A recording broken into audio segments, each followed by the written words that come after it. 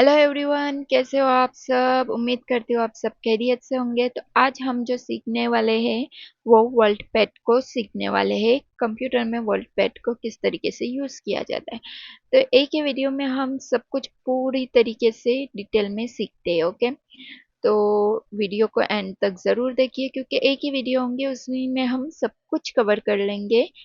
तो एंड तक बने रहिए। सबसे पहले आप वर्ल्ड पैड को ओपन कीजिए। वर्ल्ड पैड को ओपन करने के लिए या तो आप सर्च बार में जाइए और लिख सकते हो वर्ल्ड पैड। जैसे ही आप सर्च बार में वर्ल्ड पैड लिखेंगे तो आपके सामने वर्ल्ड पैड आएगा, यहाँ से आप ओपन कर सकते हैं। ओके, इस तरीके से आप ओपन कर सकते हैं। देन वर्ल्ड पैड जो है इसके बारे में हम आप पूरी डिटेल में बात करते हैं। सबसे पहले यहाँ पे आता है file, home and view. Okay, तो हम फाइल के बारे में फर्स्ट बात करते हैं। फाइल में आता है पहले तो न्यू। न्यू में क्या होता है, मतलब अगर हमने एक डॉक्यूमेंट बना रहा है, उसमें बहुत सारी चीज़ें लिख दी है, अब हमें दूसरा डॉक्यूमेंट्स बनाना है तो हम न्यू पे क्लिक करेंगे तो न्यू डॉक्यूमेंट्स ओपन हो जाएगा। ओके, अभी फ़िलहाल तो हमें नहीं करना। तो न्यू पर आते ही आपको इसका शॉर्टकट की जो है वो कंट्रोल एन भी दबा सकते हैं आप कीबोर्ड से, या तो फिर यहाँ से न्यू दबा दीजिए। ओपन में क्या होता है, ओपन का शॉर्टकट की है कंट्रोल प्लस ओ। और ओपन में क्या होगा, आपने आपके जो भी ओल्ड फाइल होंगे तो वो ओल्ड फाइल जो होंगे वो ओपन में होते हैं।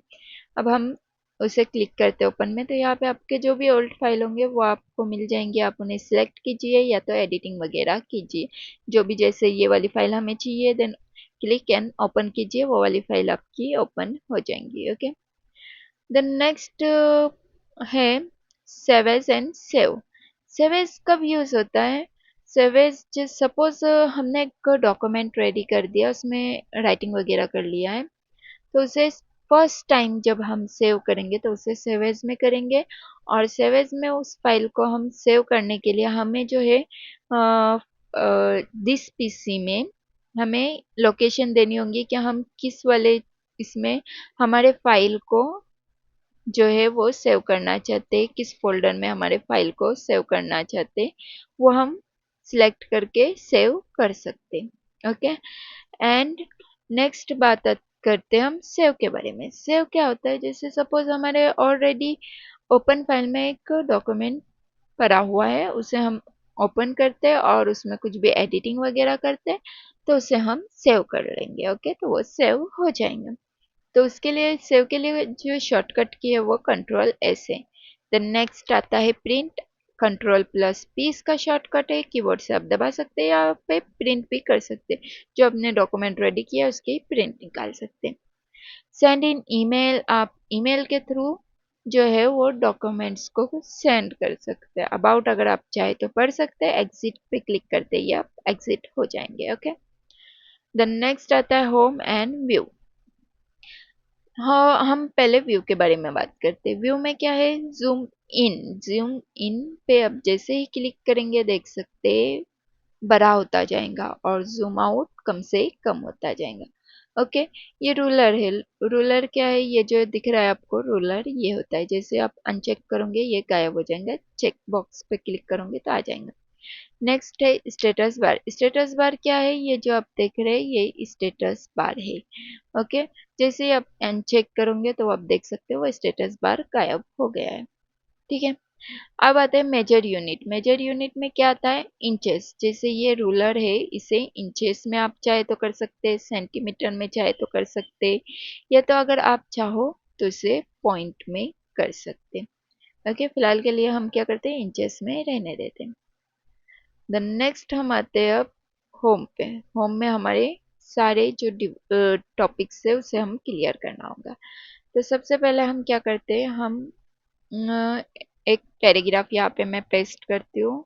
तो यहाँ पे मैंने एक पैराग्राफ पेस्ट कर दिया है।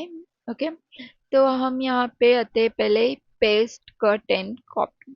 हम अभी सीखते हैं कट के बारे में। ओके, तो सबसे पहले क्या करना होगा, हमें हमारे माउस की मदद से, जो हमारा माउस है, सपोज हमें एलेक्स का वर्ड को सिलेक्ट करना है, तो ये जो लकीर है ना आप देख सकते हैं, इसे यहाँ पर लाना है और सिलेक्ट करना है। ओके, तो जो लकीर थी हमने ला दी थी और सिलेक्ट कर दिया। हम क्या करेंगे, कट करेंगे। कट का शॉर्टकट आपको पता ही होगा, कीबोर्ड से आप Ctrl+Z दबाइए या तो यहाँ से कट कीजिए।